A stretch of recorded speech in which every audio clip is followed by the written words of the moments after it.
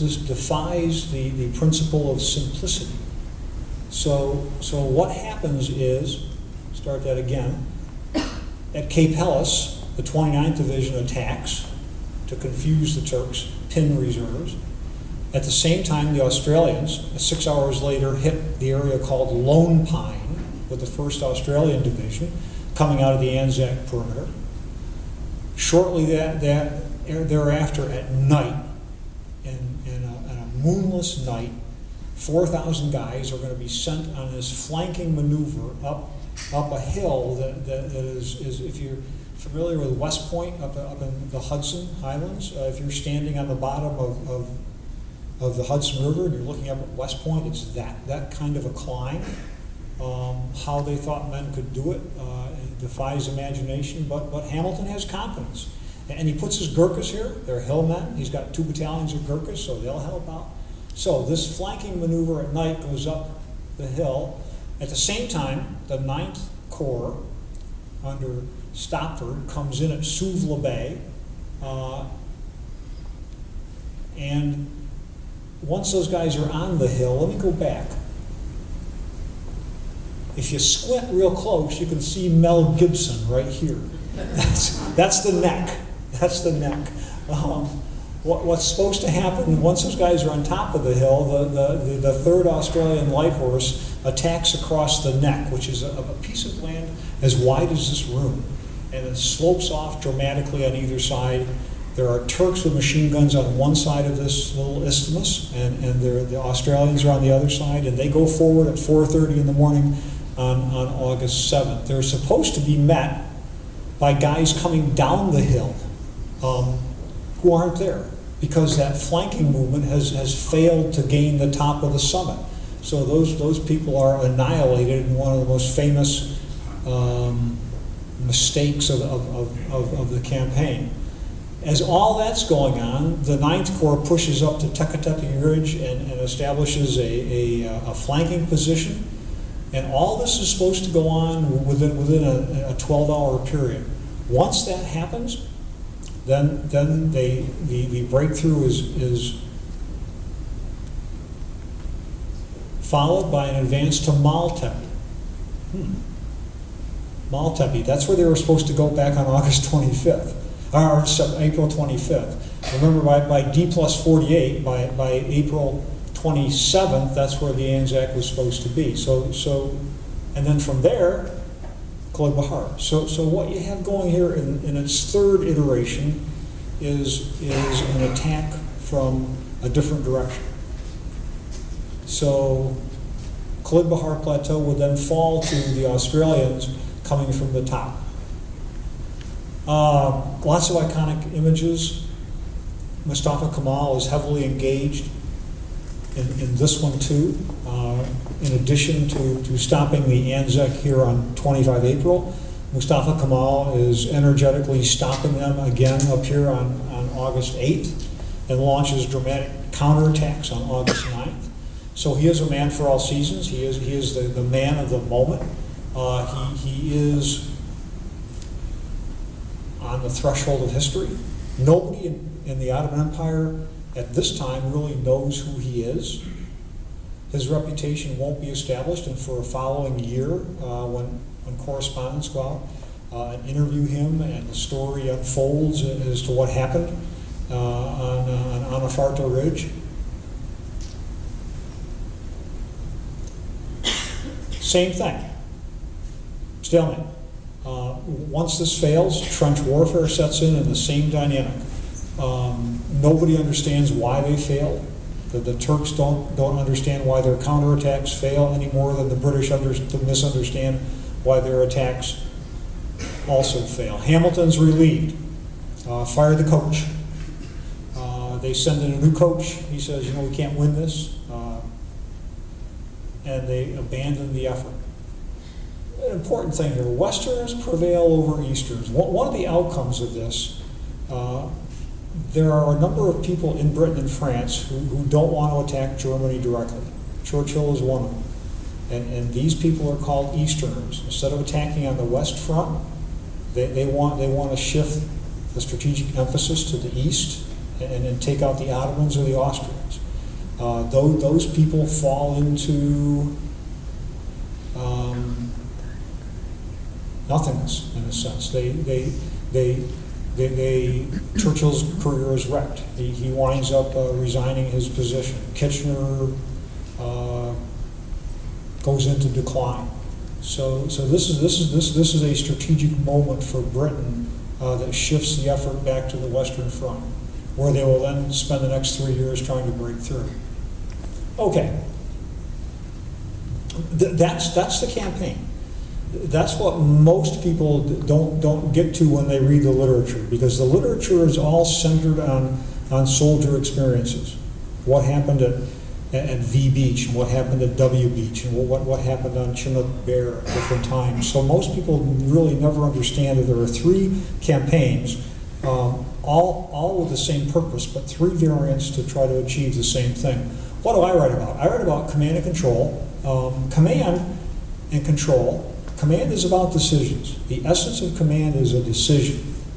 The information you need to make it, how you make it, the timeliness with which you make it, the risks you take in the absence of information. Those are all part of the decision process of command. Control, for a soldier, means how you influence the outcome of that decision. So the essence of command is decision making. The essence of control is how you influence the outcome.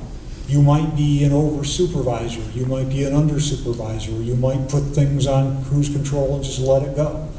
So there are a variety of ways soldiers do this. My thesis is that the Turks do this better than the Brits. The Turks do this better than the Brits. If you think of the Super Bowl, the team that loses isn't a bad team. It loses the Super Bowl. It's still a good team. And the team that wins the Super Bowl isn't twice as good as the losing team. It's incrementally better in certain key areas. It does 1 or 2 things better than the loser. So that's how the Super Bowl is played and won or lost. Combat's the same thing. The Ottoman army is not twice as good as the British, but it's incrementally better in its decision making and in how commanders influence the action. How do I know that? In the book, I compare decisions. I've gone into the archives and looked at the war diaries, and I can compare the decisions taken by counterpart commanders. So you can compare in the book, or go into the archives, and you can look at what Lehman von Sanders decides to do at the same time what Ian Hamilton is deciding to do. And to make a long story short, Ian Hamilton doesn't have much to do because he's in the wrong place. He's on board of a ship in an armored conning tower with John de Robeck, isolated from his soldiers, and there's not much for him to do, so he's in a watch and observe mode. His operation is literally on cruise control. He makes some notations, he asks some questions, but he makes no decisions until midnight. So in that whole first 20-hour period of this operation, Hamilton makes one decision, and that's to tell the guy at Anzac, Birdwood, I'm not going to pull you off the beach. I want you to stay there, and I want you to dig in. And famously, he tells them, dig, dig, dig. And Australians then, hence, sometimes they're called diggers. What's Lehman von Sanders doing at the same time? Well, he's releasing reserves. This ain't supposed to happen. This is not supposed to happen for 48 hours. Because that complex plan is supposed to confuse Lehman von Sanders to the degree where he'll be reluctant to release reserves. So as early as 9:30 in the morning, he's saying, I'm not going to send anybody. But then later at 12 o'clock, he releases a regiment from Asia to the 3rd Corps. At 3 o'clock, he releases a 2nd regiment. Now these are incremental, but it's not supposed to happen. So he's making decisions. Let me do the math here, 48 hours? He's making decisions 38 hours earlier than Hamilton thinks he's going to be able to make decisions. That's a key part of what happens. At 1:50 in the morning, he's releasing 2/5 of his reserves. He's releasing 2 divisional equivalents. This is 6 regiments in addition to the 2 he's already sent.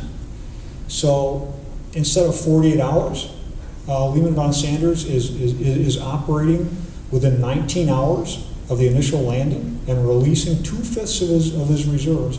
How come? I'll get to that in just a second. Hamilton, the whole next day, doesn't do much of anything. He tells the French to hang on for a bit longer at their request, and that's really about it.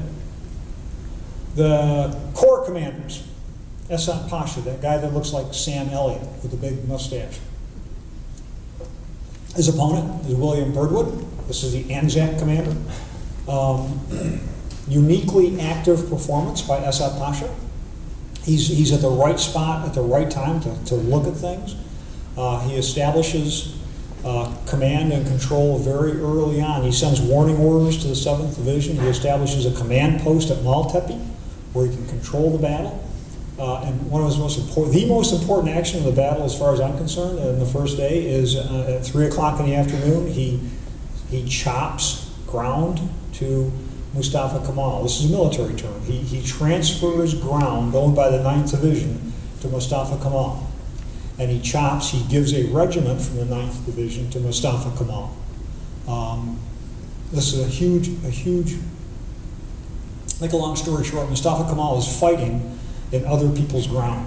He's fighting in the 9th Division sector because that's where he's gone to oppose the landing. So this is a problem for soldiers. Who controls the ground? And Esat Pasha fixes that. Birdwood does nothing. He's on a ship. He makes no decisions at all. That day, he comes ashore at 3 o'clock, talks with his division commanders, says, okay, you got the ball, I'm going back to the ship. He leaves Bridges in executive command. He then comes ashore at 8 o'clock. They are paralyzed with indecision. Things have not gone well for the Anzac. They are shot up badly with Ottoman artillery. And at 10 o'clock in the evening, Birdwood sends the message to Hamilton. We're in danger of being pushed into the sea. You should decide whether we should stay or leave. So what Birdwood does in this entire day is to not make a single decision, but to pass a decision that he should have made upward to Hamilton. Hamilton tells him, stay put. Okay. Those are just a couple examples of compare and contrast decisions and influencing the action.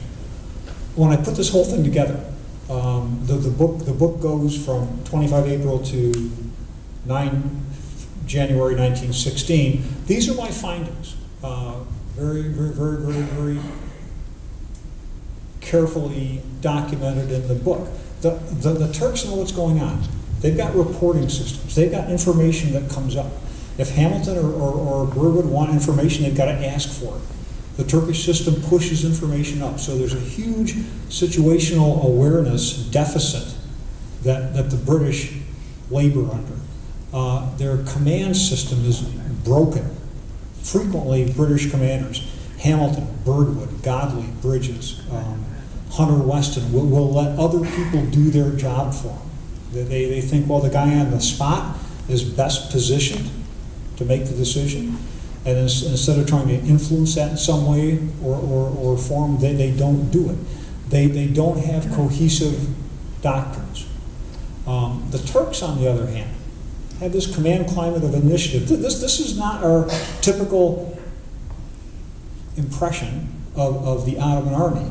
The Ottoman army is thought to be rigid and commanded by men who are sloth-like and slow. Nothing could be farther from the truth. It's a modern form of mission command that the Ottoman army uses to beat the British. The guy on the spot, like Mustafa Kemal, can make a decision on his own. He has to live with the consequences, but he's not bound by a set of restrictive controls like the British are. This will change for the British. The British will go away from this in 1917 and adopt a more German system. The Turks have not invented this. This is a German system. There's been a German military mission in the Ottoman Empire since 1880, and they've learned well and they practiced and rehearsed. So the Turks are using a Germanic type of system, but it works well for them. What's it allow them to do? That enhanced situational awareness. This is what they can do.